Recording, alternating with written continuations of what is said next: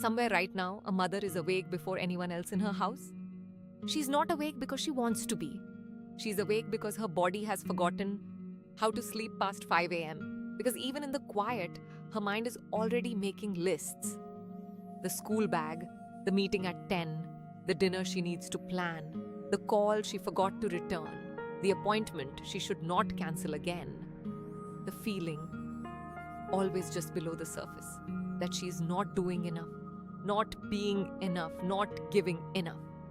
Today is Mother's Day, and in a few hours, her family will wake up and bring her flowers, maybe breakfast, maybe a card with something written in a child's handwriting that will make her eyes fill with tears. And she will hold those flowers and that card and that love, and she will feel it genuinely, fully. She loves her family. She does not regret any of it. But she is also exhausted in a way that a single day of flowers does not reach. She is exhausted in a way that nobody around her has thought to ask about. In a way that the world has no real language for. In a way that has been so consistently reframed as strength, as love, as the natural order of things that she herself has stopped naming it. She just carries it. The way mothers do. Today, on She Speaks Anyways, on this Mother's Day 2026, I want to have a conversation about mothers that goes beyond the flowers, that goes to the truth, that lives underneath the gratitude and the love and the celebration. Because the truth is this: we live in a world that worships the idea of a mother and quietly, systematically exhausts the actual woman.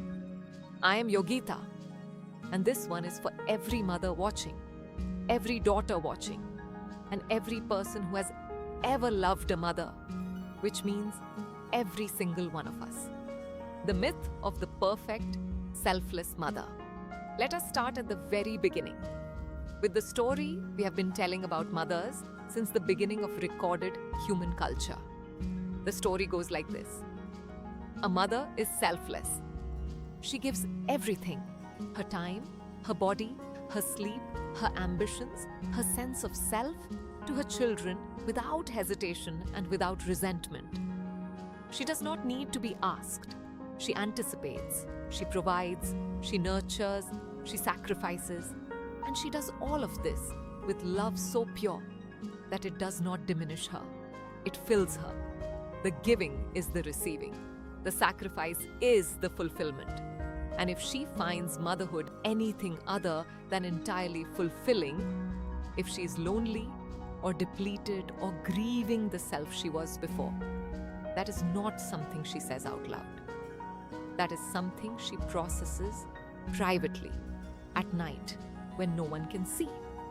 We have absorbed this story so deeply that we have stopped noticing it is a story. It shows up in every Bollywood film where the mother is the background of everyone else's narrative. Always cooking, always advising, always sacrificing, never the center of her own life. It shows up in the social media posts where motherhood is described as my greatest achievement, where the entire self is collapsed into a role. It shows up in the guilt that most mothers feel the moment they want something for themselves. The moment they say, I need a break. I am not okay. I need help. The myth of the perfect selfless mother is not just an idea. It is a system that extracts an enormous amount of unpaid, unacknowledged, unreciprocated labor from women. A system that has been enforced through guilt and admiration in equal measure. And a system that, as the data now clearly shows, is making mothers profoundly unwell. Dr. Chandni Tugnait, a psychotherapist who has worked extensively on maternal identity, describes it this way. The sacrificial mother ideal was rarely stated outright, but it was modeled, expected, and enforced through guilt. It was absorbed through observation, reinforced through guilt, and passed down so consistently that it stopped looking like a choice and started looking like the natural order of things. It is not the natural order of things. It is a choice that was made culturally, collectively, over generations to ask women to give everything and to frame their compliance as love. And today, we are going to look at the cost, the numbers. What is actually happening to mothers? I want to share some numbers with you, not to depress you, but because I believe that if we are going to celebrate mothers honestly, we need to first understand what their lives actually look like. And the data tells a story that Mother's Day cards do not. 1 in 5 new mothers in the United States experience postpartum depression or another perinatal mood and anxiety disorder. Globally, 10 to 18% of all pregnant women experience mental health conditions. In India, where stigma around mental health is significant and support systems are limited, these numbers are widely considered to be underreported. Between 2016 and 2023, mothers in the United States reported a nearly 65% increase in fair to poor mental health. Nearly 2 in 3 mothers say their mental health has gotten significantly worse in less than a decade. Nearly 70% of new mothers report feeling overwhelmed by their responsibilities, according to the American Psychological Association. 70%. That is not a minority experience. That is the majority. 1 in 4 pregnancies ends in loss. Miscarriage, stillbirth, infant death, experiences that are profoundly devastating and almost entirely invisible in public discourse. 1 in 4 women has experienced this. Most of them were told to move on without any real support. Postpartum depression is now documented as the leading complication of childbirth, more common than gestational diabetes, more common than preeclampsia, more common than virtually any other birth complication. And yet, it is the one complication that is most consistently undertreated, most frequently dismissed, and most heavily stigmatized. 62% of mothers in a 2025 study said they felt judged or treated unfairly during the perinatal period for issues including postpartum depression. More than half of mothers who needed support felt judged for needing it.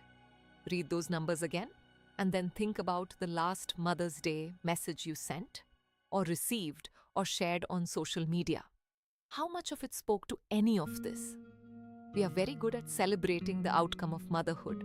We are not very good at supporting the experience of it.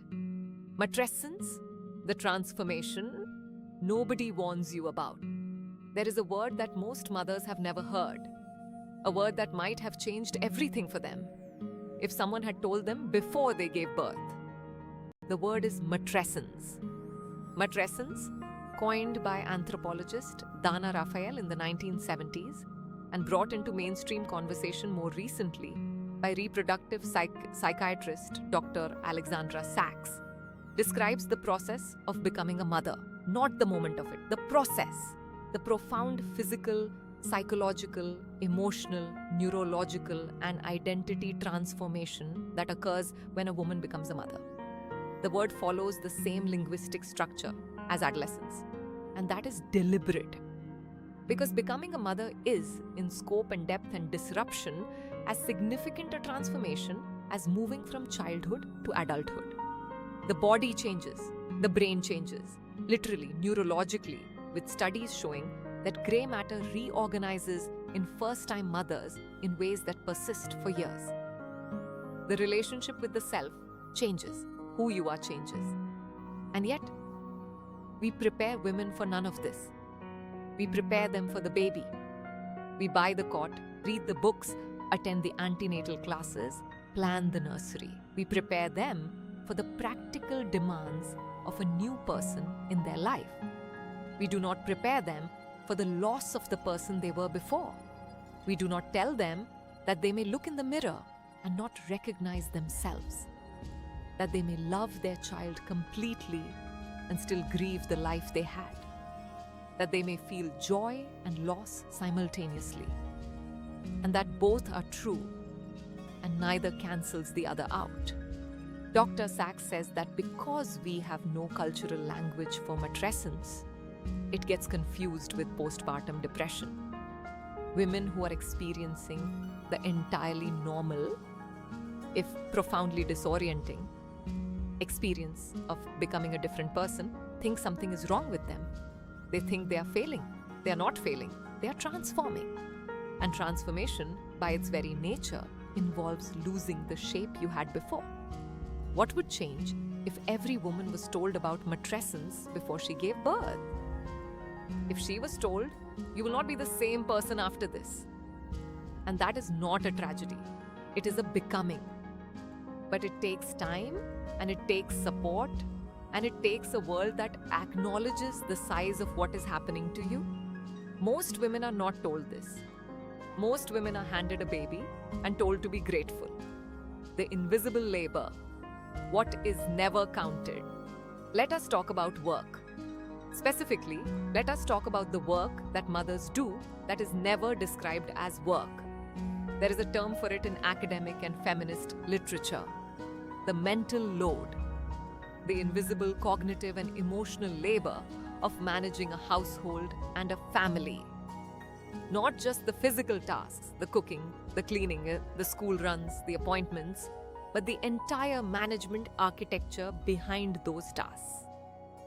The remembering, the planning, the anticipating, the tracking, the noticing when something is running low, when someone needs a doctor, when a permission slip is due, when a relationship within the family needs attention. Research consistently shows that this mental load falls disproportionately on mothers.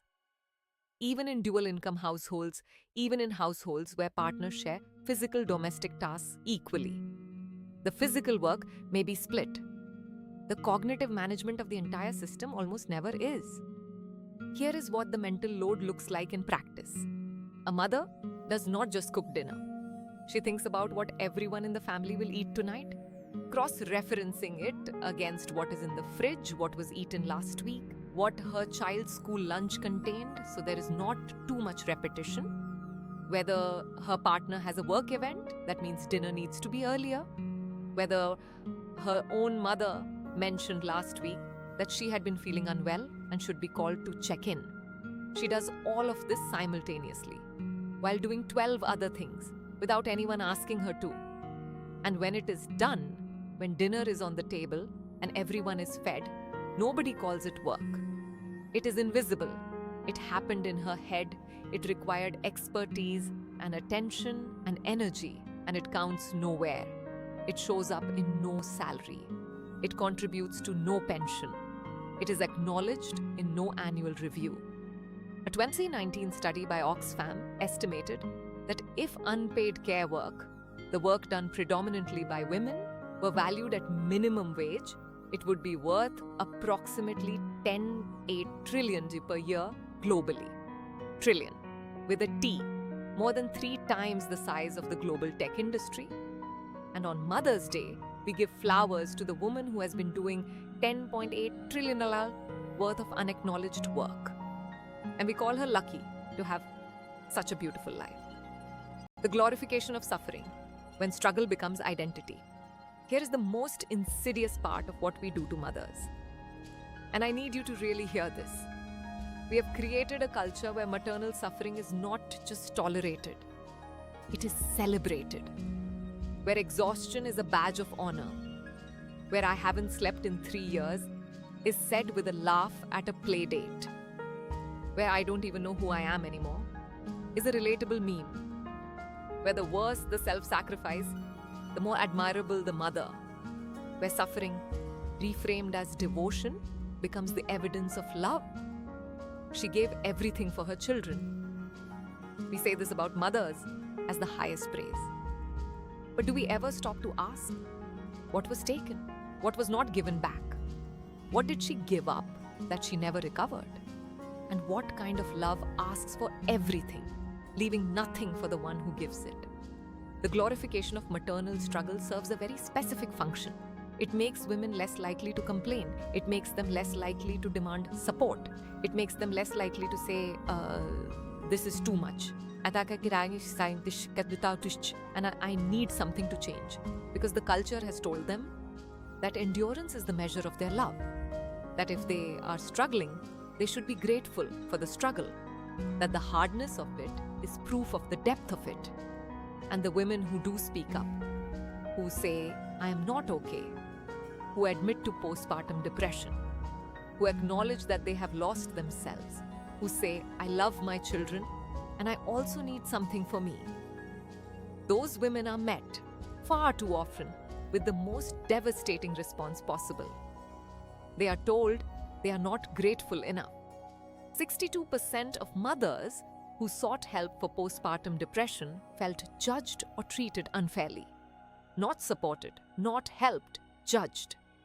We have built a world where the bravest thing a mother can do is admit she is not okay, and then we punish her for the bravery. This is not love for mothers. This is the extraction of labor from mothers dressed in the language of love. Gen Z mothers are breaking the pattern.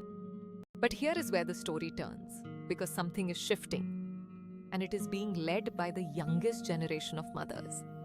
Gen Z mothers, women born approximately between 1997 and 2012, who are now in their 20s and early 30s and beginning their families, are, according to researchers and psychologists, the first generation in large numbers to explicitly identify and reject the sacrificial mother ideal. They grew up with greater access to conversations about mental health, identity, and psychology. They watched their own mothers disappear into the role, and many of them decided, clearly, consciously, sometimes out loud on the internet, that they do not want that. They are naming the pattern. They are talking about the mental load openly. They are demanding that their partners share cognitive labor, not just physical tasks. They are speaking about postpartum depression without shame on social media platforms with millions of followers, normalizing the conversation for the women coming after them. They are refusing to pretend that motherhood is effortless. They are refusing to call exhaustion beautiful. They are also, importantly, redefining what a good mother looks like. A good mother in the Gen Z framework is not a self-erasing one. She's not defined by how much she sacrifices. She is a woman who takes care of herself because she understands that her mental health, her sense of identity, her fulfillment as a person are not in opposition to good mothering. They are the foundation of it. You cannot give sustainably from an empty vessel. A mother who is depleted, unseen, and disappearing is not better for her children than a mother who has needs and meets them. She's simply more quietly damaged. What Gen Z mothers are doing, collectively, is dismantling a lie. The lie that selflessness and erasure are the same thing as love. They are not. Love, real, sustainable, generative love, requires a self to love from. What we owe mothers beyond one day a year. So what would it actually look like to take mothers seriously? Not just today, every day. The Smile Foundation, writing about Mother's Day 2026 in India, put it this way. A Mother's Day that meant something would not look like cards and brunches. It would look like universal maternity entitlements, enforced across the informal sector where most women in India actually work. It would look like nutrition supplementation that reaches the last mile. It would look like postpartum mental health screening embedded in routine antenatal care. It would look like ASHA workers paid properly for the work they do. At the societal level, what mothers need is structural. Paid maternity leave that does not destroy careers. Affordable childcare that does not consume an entire salary. Healthcare systems that screen for postpartum mental health conditions as a standard part of postnatal care. not as an optional add-on. Workplaces that understand that a mother is not less valuable for being a mother. Communities that check on women in the months after birth, not just in the weeks. But there is also what we can do, individually, personally, right now. If you have a partner who is a mother, ask her today and mean it, how she is. Not, how are the kids? How is she? Listen to the answer. Actually, listen. And then tomorrow. Ask what you can take off her plate, one thing, and then do it without being asked again. If you know a new mother, call her, not to ask about the baby, to ask about her, and if she says she's fine, ask again, because the first answer is almost never the true one. If you are a mother watching this, I want to say something directly to you. Your needs are not an inconvenience. Your exhaustion is not ingratitude. Your grief for the self you were before is not a betrayal of the love you have for your children. You are allowed to be more than a mother. You're allowed to want more than this. And wanting more does not make you less. A letter to every mother watching. I want to speak directly to the mothers watching this. And I want to say something that I do not think you hear often enough. You did not sign up to disappear. You did not choose to have a child so that you could become invisible, so that your name could be replaced by mom, so that your needs could be permanently relegated to the bottom of a list that is never finished. You did not sign up to be celebrated one Sunday a year with flowers that will be dead by Tuesday. You signed up, if you signed up at all, if it was even a choice, to love, to raise a person, to do something that is genuinely one of the most extraordinary things a human being can do. And you have done it. You are doing it. Often in circumstances that no one fully sees, with support that is nowhere near adequate, with a standard of perfection that shifts daily and is impossible to meet. If you are exhausted, that is not weakness. It is information. It is your body and your mind telling you that the weight has been distributed unfairly and for too long. If you have felt the particular grief of losing yourself in this role, if you have looked in the mirror and not recognized the woman looking back, that is matrescence. It is a becoming, not a breaking. But it deserves to be named and witnessed and met with something better than count your blessings. If you had postpartum depression and were told you should be grateful, I'm sorry. The world failed you in that moment. You were right to need more. You deserved more. If you are the mother who has not told anyone that she is struggling, you're not alone. 1 in 5 mothers are right there with you. And the bravest thing you can do today, more than anything, more than the smile you put on for everyone else, is to tell one person the truth about how you are. You matter. Not because of what you do for everyone else, because you are a person with a life that is yours, with a self that deserves to survive motherhood intact. Happy Mother's Day. You deserved so much more than the world gave you.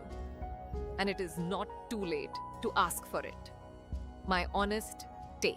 I want to end with something honest. I love Mother's Day. I love the impulse behind it, the impulse to stop in the middle of an ordinary life and acknowledge someone whose contribution to that life is so deep and so constant that it becomes invisible. That impulse is right and good, and it matters. What I want is for that impulse not to stop there. For the acknowledgement not to be contained to a single Sunday. For the love to translate into attention, into action, into systemic change, into the daily small choices that say to the mother in your life, I see you. I see the work you do that no one names. I see the person you are underneath the role, and I will not let you disappear. The mothers in our lives and the mothers we are did not ask to be made into superheroes.